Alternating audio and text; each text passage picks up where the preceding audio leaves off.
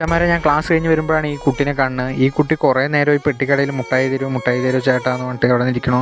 അവിടെയുള്ളവർ ചീത്ത പറഞ്ഞിട്ട് ആ കുട്ടീനെ പറഞ്ഞേക്കാണ്.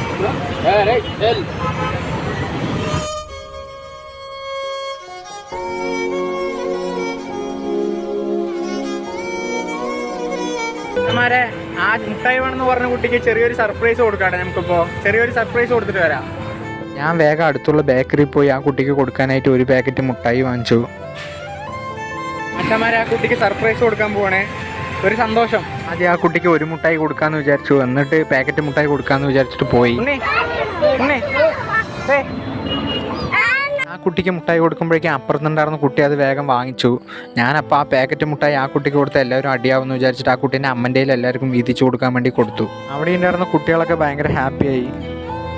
ഈ കുട്ടി എനിക്ക് കൈയൊക്കെ തന്ന് താങ്ക്സ് ഏട്ടാന്നൊക്കെ പറഞ്ഞു. ജീവിതത്തിൽ ഇതൊക്കെയല്ല ഒരു സന്തോഷം.